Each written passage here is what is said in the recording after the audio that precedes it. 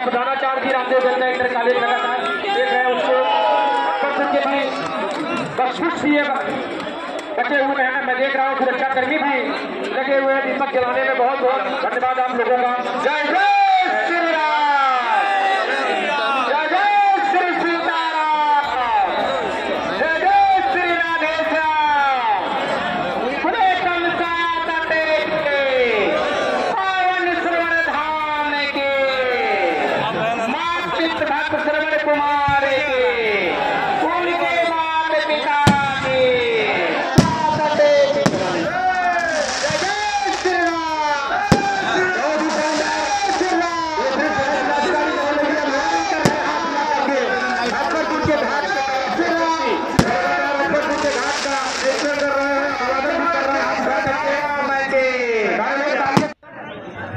जैसा कि आप सब देख सकते हैं कि किस प्रकार श्रवण बाबा धाम स्थान पर दीप प्रज्वलित किया गया 1.25 लाख में, और जिसमें कितनी व्यवस्थाएं लगी, शासन प्रशासन लगा, यहाँ तक कि सफाई कर्मी से लेकर के डीएम साहब तक के सारी व्यवस्थाएं, सारी सुविधाएं उपलब्ध कराई गई। और क्या कुछ कहा गया, क्या हुआ कल के न्यूज़ में हमने आपको दिखाया था। कार्यक्रम को किस तरीके से सिस्टम में लाया गया और क्या कुछ किया गया, किस तरीके से कार्य हुआ, और हमारे डीएम साहब आपके सामने किस तरीके से आए, क्या व्यवस्थाएं थी यहाँ की। श्रवण बाबा के धाम पर दीप प्रज्वलित करते हुए का सीन मैं जहाँ तक कि आपको दिखा पा रहा हूँ। और मैं यह कहना चाहूँगा कि इस धाम को हमारे डीएम साहब के द्वारा बताया जाता है कि इसको इतना विख्यात किया जाएगा कि दूसरे देश के भी लोग यहाँ पे आएंगे, और यहाँ तक कि बताए कि सारे सिस्टम को नहीं बल्कि यहाँ के निवासियों को भी किस किस तरीके का व्यवस्थाएं मिलेगी और आने जाने वालों के लिए क्या क्या सुविधाएं मिलेगी, क्या होगा यहाँ पे आगे, क्या यहाँ की विकास होगी, कार्य क्या होंगे। जैसा कि आप देख ही रहे हैं, हम आपको लेकर चलते हैं सीधा अपने जिला डीएम आईएएस अधिकारी अविनाश सिंह के पास, और वहीं साथ में मिलेंगे एमएलसी साहब मुख्य अतिथि के रूप में आए हुए।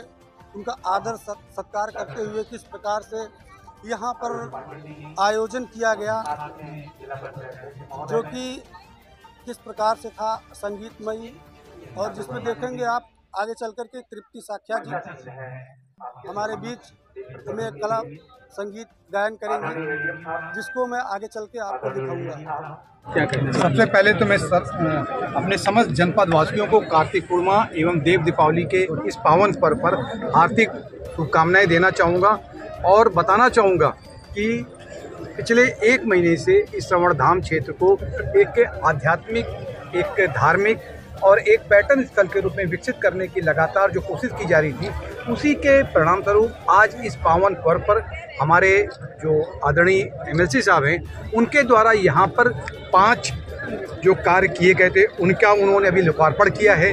जिसमें से जो कि हमारा क्रिटिकल फंड से निर्मित मुख्य मार्ग से मंदिर तक की जो सड़क है ब्लैक टॉप वाली, इसके अलावा मेला स्थल सड़क से श्रवण धाम समाधि तक सीसी रोड है, श्रवण धाम कुटी से लेकर धाम तक सीसी रोड, इसके अलावा श्रवण धाम पिच रोड से कुटी तक इंटरलॉकिंग कार्य, और इसके अलावा हम लोगों ने 3 अभी कच्चे घाटों का निर्माण कराया है, और आप अगले 3 हफ्ते से यहाँ पर इनके पक्के घाटों का निर्माण कार्य प्रारंभ हो जाएगा।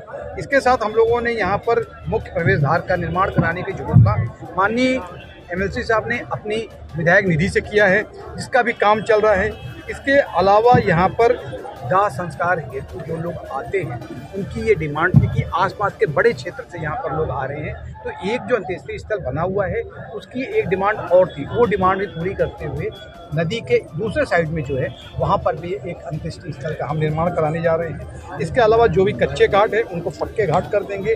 सामने के नदी के उस पार आप जो देख रहे हो बहुत बड़ा क्षेत्र जो जंगल के रूप में था उसको पूरा साफ करा दिया गया है, और हम लोग वहाँ पे मनरेगा पार्क बनाने जा रहे हैं, और उस मनरेगा पार्क में आसपास के जितने बच्चे उनके खेलने कूदने के लिए, उनके लिए झूले, ओपन जिम और जो सुविधाएं होती खेलकूद से संबंधित, उन सब का भी हम लोग यहाँ पर निर्माण कराएंगे। इसके अलावा जो है कि अंत्येष्टि स्थल तक मनरेगा पार्क के अलावा यहाँ पर हम अमृत सरोवर भी बना रहे हैं। जिससे कई बार लोग यहाँ आते थे और कई बार उनको बैठने के लिए या कहीं नहाने धोने कोई अच्छी जगह नहीं मिलती थी। तो एक अमृत सरोवर ऐसा बना रहा है जिसको आप देखोगे कि निश्चित रूप से आपको लगेगा कि कोई ये सही का अमृत सरोवर है। ये तमाम चीज़ें हम लोग यहाँ पर कर रहे हैं। इसका सिर्फ उद्देश्य ये है कि जैसे अयोध्या में आप देख रहे हो कि अयोध्या पूरे विश्व की मानचित्र, पर्यटन के मानचित्र पर एक अध्यात्म नगरी के रूप में, चाहे आप वेटिकन सिटी की बात कर लो, यरूशलेम की बात करो, कहीं चाहे मक्का मदीना की बात कर लो, उसी प्रकार से अब अयोध्या सनातन धर्म का केंद्र बिंदु बनकर पूरे विश्व में विख्यात हो चुका है। और हर महीने जो हमको उम्मीद है कि 4 से 5 लाख की संख्या में जो हमारे आस्थावान पर्यटक यहाँ पर आएंगे, हम उम्मीद करते हैं कि उसका कम से कम 50% भी अगर हमारे अम्बेडकर नगर जनपद में आते हैं 2 से 2.5 लाख लोग पर महीने, तो जो आएंगे उनके लिए हम लोगों ने बहुत एक अच्छी व्यवस्था करने की तैयारी कर रखी है। और उन्हीं के रुकने के लिए अब आने वाले अगले चरण में हम यहाँ पर एक कम से कम 2 रूम सेट और विथ किचन का एक गेस्ट हाउस भी हम यहाँ पर बनवाएंगे, जिससे कि लोग बाहर से आएँ, उसमें पेंट्री हो, उनके टॉयलेट नहाने की जगह हो, सोने की जगह हो, तो इसकी एक पूरी हम व्यवस्था कराएंगे। और यहाँ पर पैडल वाली बोट सभी देखा, हम लोगों ने उसका निरीक्षण भी किया, कितना अच्छा लग रहा था। तो ये सारी चीज़ें हम कराएंगे जिससे कि यहाँ पर जो भी बाहर से आए, यहाँ कम से कम 4 दिन यहाँ रुके, अपनी आध्यात्मिक भूख को शांत करें।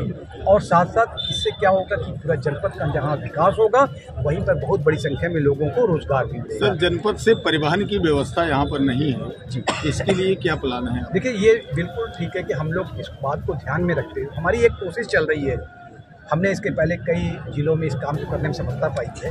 हम एक डिमांड माननीय मुख्यमंत्री जी के कम मतलब उनके संज्ञान में लाना चाह रहे हैं कि यहाँ पर भी जैसे अन्य शहरों में सिटी बस, इलेक्ट्रिसिटी वाली जो इलेक्ट्रिक वाली बस आई है, उसी प्रकार की बस अगर हमको भी मिल जाएगी तो हम पूरे जितने भी हमारा पैटर्न वाला सर्किट बन रहा है उसको आपस में हम जोड़ देंगे। प्लस उसको यहाँ से लेकर हम अयोध्या तक भी चलाएंगे, क्योंकि यहाँ से बहुत बड़ी संख्या में लोग डेली अयोध्या जाते हैं, वहाँ से शाम को आते हैं। तो हमारी सारी एक्सरसाइज जो चल रही है, जितने भी हमारे यहाँ जनप्रतिनिधिगण हैं, एमएलसी साहब की अगुवाई में हमारे प्रशासनिक अधिकारीगण हैं, पुलिस अधिकारीगण हैं, हम सब लोग मिलकर, और आने वाले समय में मैं ये जरूर कर सकता हूँ, अगले 2-3 वर्ष जो है अम्बेडकर नगर जनपद के बहुत महत्वपूर्ण हैं। जो भी आप देखोगे एकदम इसका बदला हुआ स्वरूप आप पाओगे। सर, एक छोटा सा प्रश्न है कि पूरे प्रदेश का ये दूसरा संगम स्थल है, क्या इस तरीके का और आयोजन होते रहेंगे?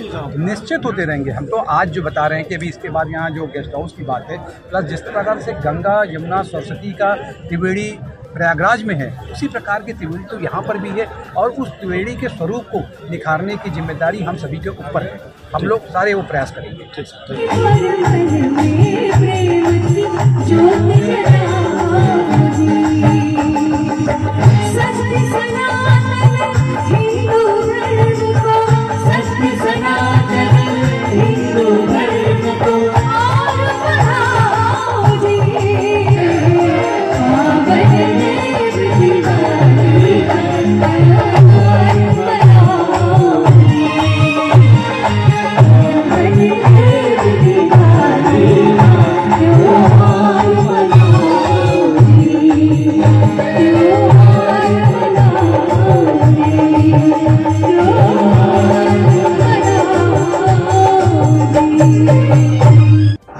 आप देख रहे हैं सक्सेस मीडिया न्यूज। मैं हूँ राजेश गोस्वामी। अगर इस चैनल को सब्सक्राइब नहीं किए हैं, इस चैनल को सब्सक्राइब करें, बेल आइकन को ऑल करें, ताकि सबसे पहले हम खबरें आप तक भेज सकें।